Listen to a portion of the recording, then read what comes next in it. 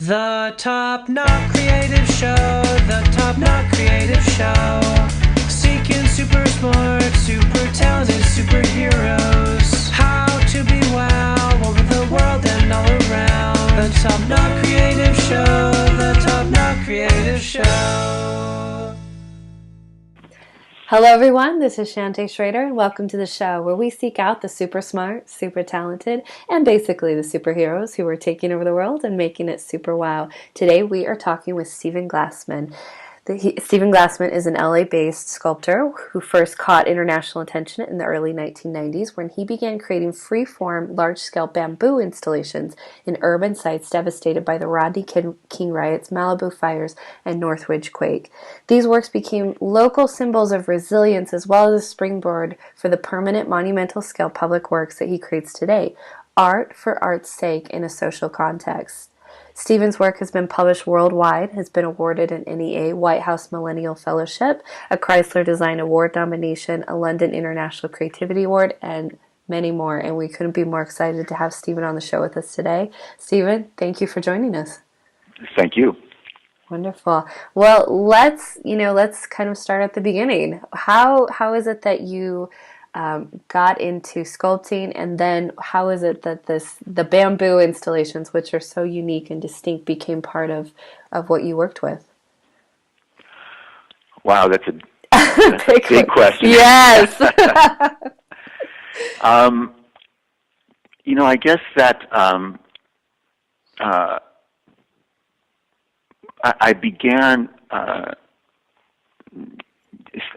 I began sort of just my professional art career coming into the theater with the intention of becoming a stage designer. And when I was in art school for stage design, that gave me a certain ability to work with scale, to work with production, to work with all different mediums, etc. But what I found very restrictive about it was sort of the dictated content and the dictated context. So I eventually left the theater because really I was more interested in production as a means of expression rather than a vocational trade. And while the theater school sort of rejected me, the art school, the visual arts school really embraced me. So I was able to bring those skills in and then develop an artistic sensibility. From there, I think that I guess it's just sort of a little bit of character for me. I guess I seized on drawing, as drawing was something that allowed me really to focus on this essence of something from nothing, and also the ability just to, as an art student at that time, something that could stay with me, that I would never need outside support for, that I could always be generating the work directly from, my internal sense of urgency right out into the world through drawing. That led to a world of white box gallery presentation, which once again started to feel like a too rigid of a context. That was, I was really interested in making work that could live in the outside world.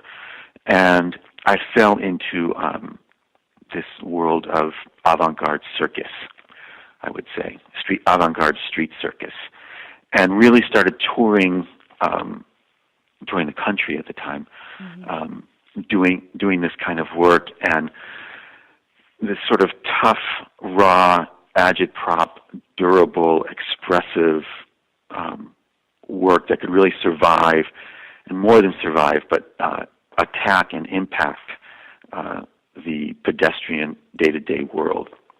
And that for me got really very exciting. So I kind of stayed in that world, and I've jumped back and forth between the art world per se and the agitprop theater world. The performance art sort of came into its own in those days, and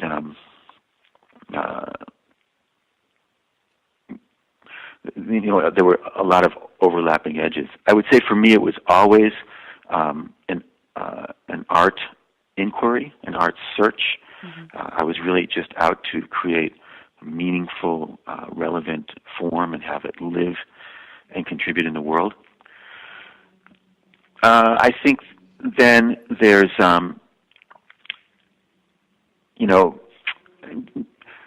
when, as you said in the bio, when the Rodney King riots hit, well, I'll go through, there's one really important intermediate step there. There was a point where I had gotten married, and we were pregnant with our first child, and we decided it was time to move out of garages and warehouses and move into a house. And there was a house that we were really interested in, in Venice, which is where I spent most of my, by far, the majority of my professional development. Venice at the time was a very raw, weedy, dangerous place. But there was a house that was for sale that was overgrown with giant timber bamboo. So I moved in. We bought that house, and in the course of that move, as I was emptying my studio, all my power tools and all my hand tools and all that sort of tools of my past got stolen from, in the course of the move. And the only thing that was left to me were these bamboo tools, this single tool belt of bamboo blades that I had acquired in Japan over a couple of different trips to Japan. So I took to trimming the bamboo and using that to fulfill a couple of commissions I received in the wake of the Northridge quake and the Rodney King riots and things like that in the late 90s. Mm-hmm. And what occurred with that is that the bamboo really allowed me to create works of scale and social impact with the intuitiveness and the freedom and the spontaneity of drawing. And when I created those works, those pieces really started to garner a lot of international attention. Los Angeles was quite a hotbed, kind of a crucible of contemporary issues, and for an artist to be moving right into there with this ironic kind of medium and generating results seemed to capture people's imagination. And from there, things moved forward. Yeah. Okay, there are so many layers there that well, you asked a big question, so I did. Very deep there. I was just like, wow, from all your tools being stolen to, but except for this tool belt to the bamboo as a resource to, the destruction that was happening. That's, I love it. No, so art for art's sake in a social context. Let's kind of break that down for the listener. So I think I understand what that means based on what you've been telling me, but maybe explore that a little bit more with us. Well, first of all, I should say that's a quote from Nikolai Auerslav in the New York Times that caught my eye. I think that there was a lot of time, once again, sort of coming back from the agitprop days and this urgency to do work that matters, and this sort of sense of service. Mm-hmm. There's a power in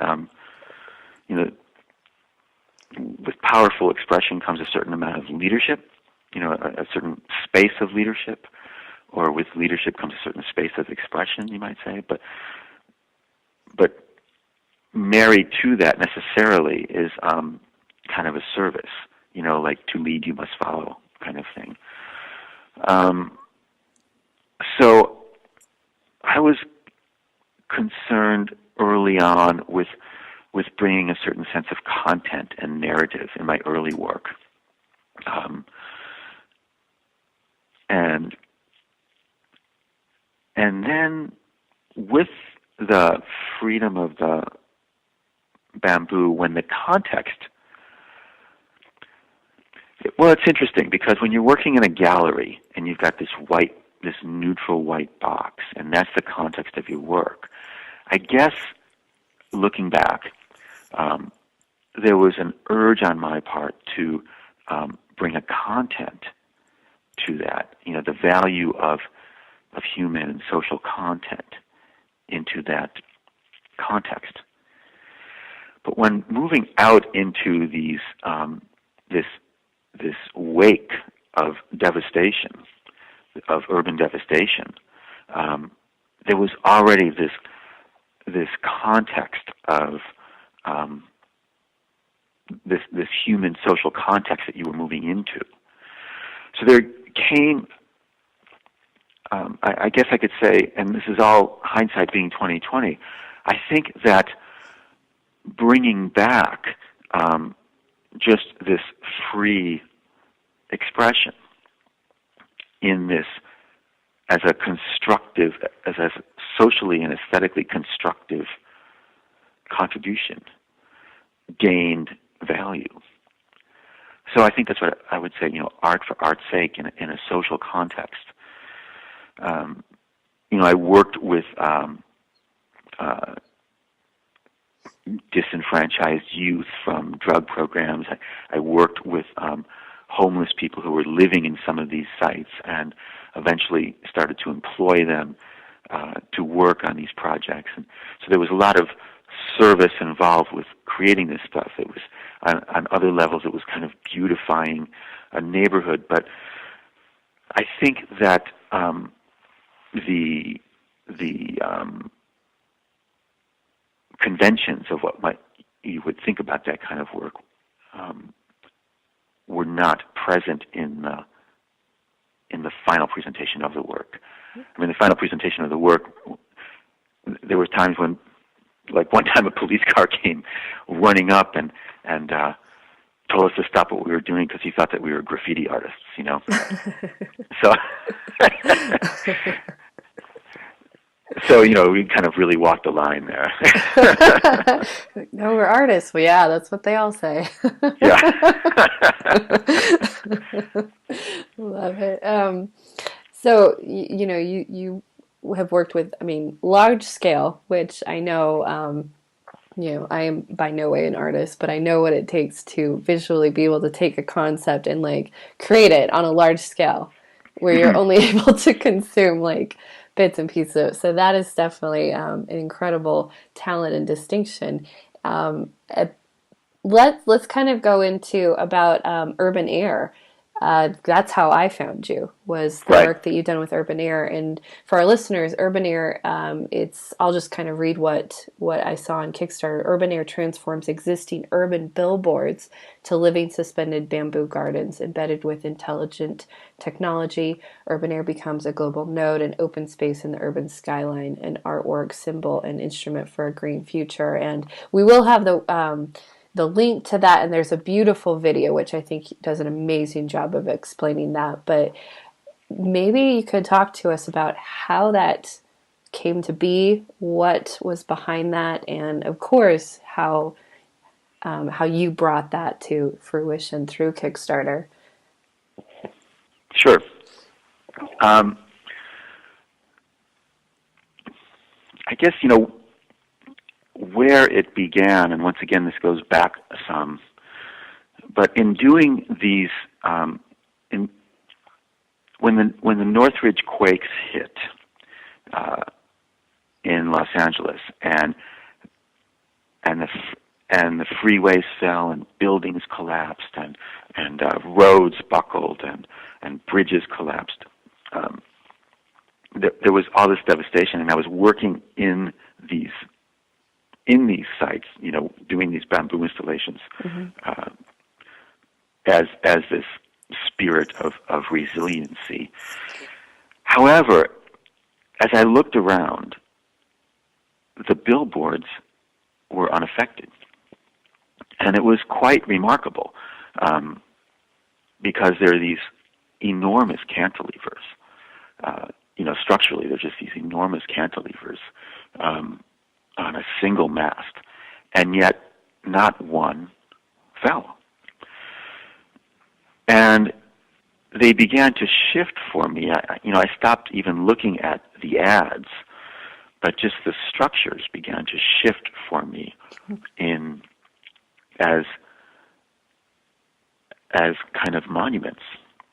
The cantilever became this sort of, it's this strong horizontal gesture, which is, very much like an outreached arm,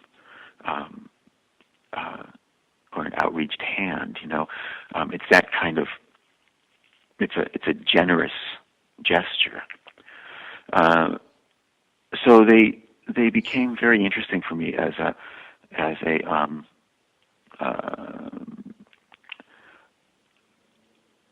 form that we see one way, but could be transformed. The transformation of that form could be very powerful. So I began kind of working with billboards as a sculptural form, really kind of in my studio, and then in collage, and then finally in sculpture with a project in Salt Lake City for a skateboard park where I actually, reconstructed or recreated a billboard as a calligraphic gesture. It's basically like a billboard that's been graffitied, but the graffiti is three-dimensional steel. Mm-hmm. The piece is called Skatey 80.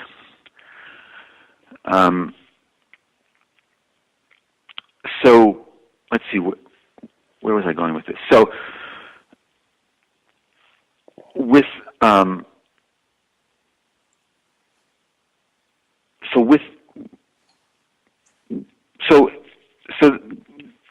it coinciding with this in my work, there was a lot of I started to get a lot of public commissions, percent for art commissions for large-scale sculptures, plazas and bridges and giant sculptures and monuments, generally tied to infrastructure and commercial development. It's part of the percent for art movement in this country, which I pursued as a way of, first of all, bringing permanence to the work and increasing scale and increasing impact.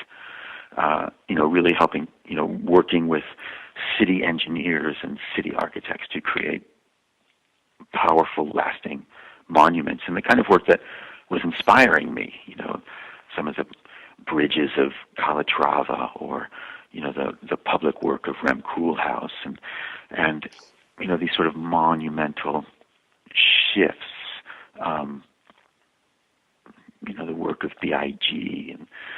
and these new people shaping skylines and shaping civic infrastructure and taking infrastructure as an expressive means. And so it was important and vital to me. However, after a while, it starts to feel very heavy as an artist, as an individual. It's one thing if you're a firm and you've got $100 million contracts for stadiums and such, but as an artist, it gets exhausting. It just gets exhausting. And I moved into that work to increase the scope of scale and to increase the scope of impact. But what I didn't quite count on, it was to sort of break out of a certain box, mm-hmm.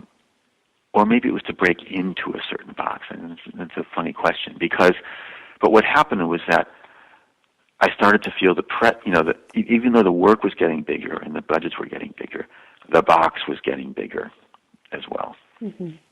And, I like to say that art is a series of really just picking problems, and then you set out to solve those problems. And the quality of the work is really just the quality of the problem. Then you just solve it. And the problem I was out to take on was scale and social impact as a sculptural medium. But that takes you so far. And like I said, I found myself banging up against this box. So I was looking for a breakthrough in my work. And in exploring what I could do, what's the path to the next breakthrough in your work? I was thinking, bigger budgets, different materials, change the form, all these kinds of questions and studies and inquiries and such. And once again, this is hindsight, but what I came to realize was that all these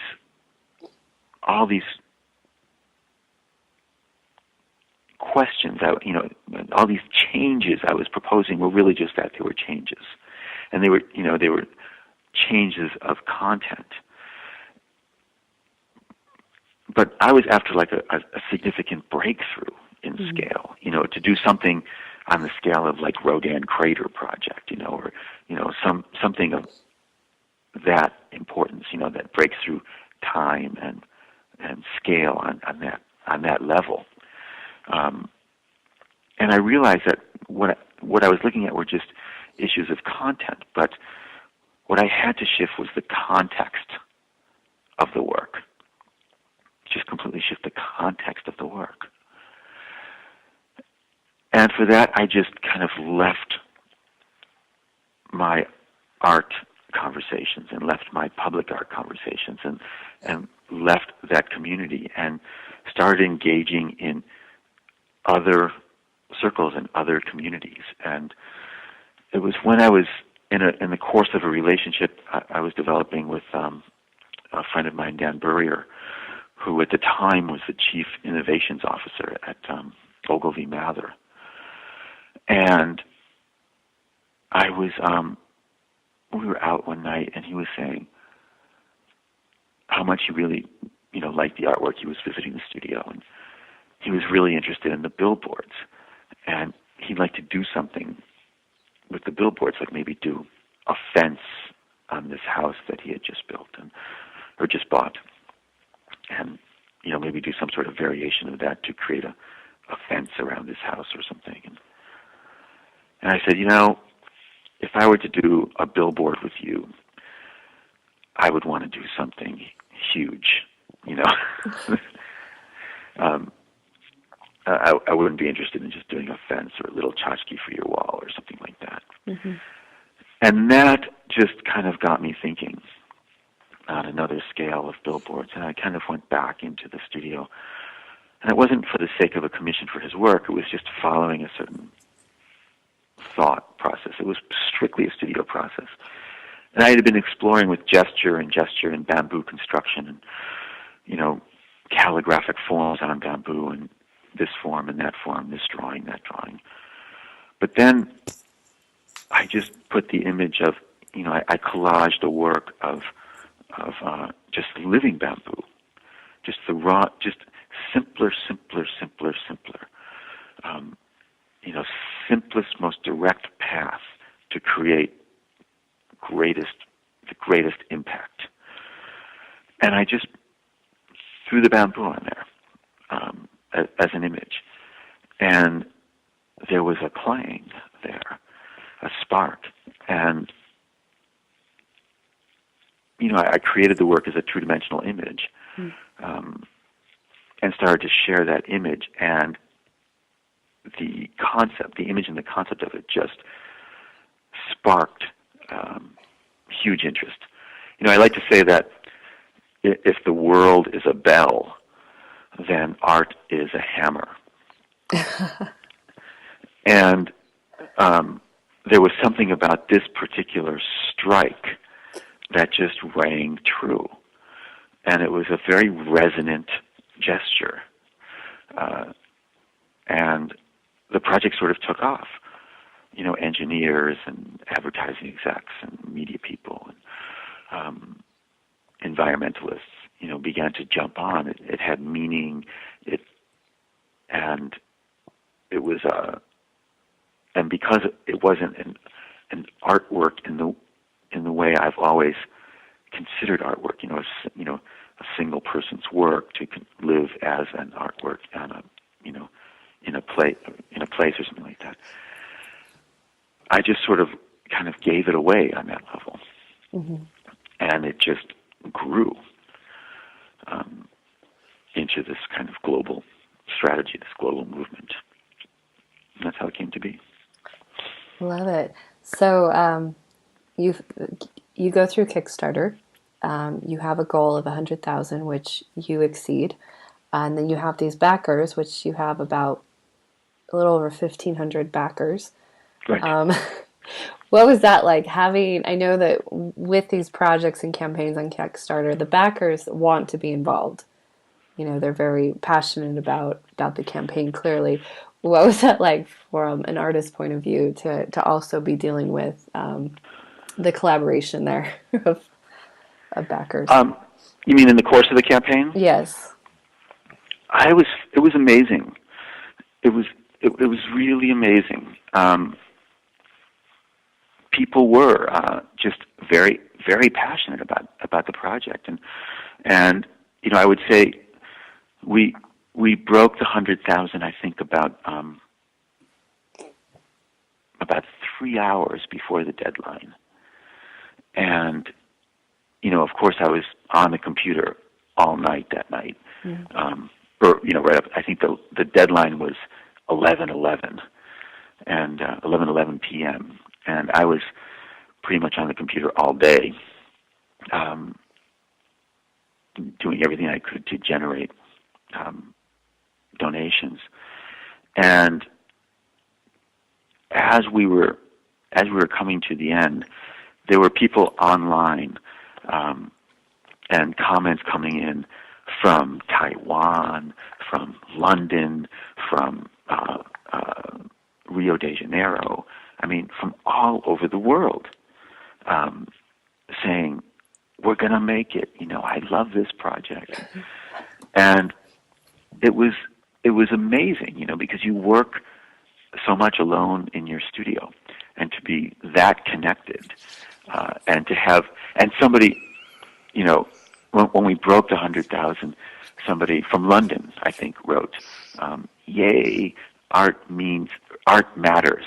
You know, because it was a ridiculous notion. You know, a lot of these a lot of the Kickstarter super stories that you hear about, you know, a lot of them, not all of them, but they're great things for people to buy. You know, it's product design, and they're great product designs for sure. You know, some of this stuff for iPhones and technology, gadgets, things that we know. I mean, I'll be using that every day. It's easy to translate that into for people who are not artists by birth. I'm sorry, I missed that. There was a little glitch in there. Oh, just the part where it's technology. You know, it's gadgetry. It's things that, you know, we can easily, if we're not artists, translate into our daily experience. Like, oh, that makes sense to me. Right. But somehow this made sense to people, and you know, it was very inspiring. It was very inspiring and very humbling at the same time. But it was very powerful for an artist, I think, to be that connected to an audience. So what's next for you? What's next for Urbanair? Did this lift some of the heavy, that box that you felt you were banging up against? Well, I mean, I must say that we immediately ran into a big box, and that was, you know, there was some business greed that just viciously attacked us, and we had to, really tried to. I think the project was so powerful that someone tried to steal it, and it turned into a very, very tough battle, which we won. But it was something that we hadn't counted on. So we lost. There was, from this incredible high, you went into like this, back into the fires again. But I think that, so it was a little bit of coming back to reality. I'm sorry to say, I don't want to say reality, but it was a bit of a grounding experience.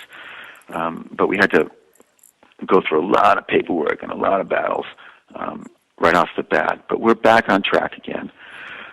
And right now we are, it's been a pretty busy. We started back up again in March. We sort of lost January and February a little bit. But in March we started back up, and we just had fulfilled our performance evening premium, which was incredible. We had Nels Klein from Wilco, lead guitarist from Wilco, performing with Sarah Elgart, who is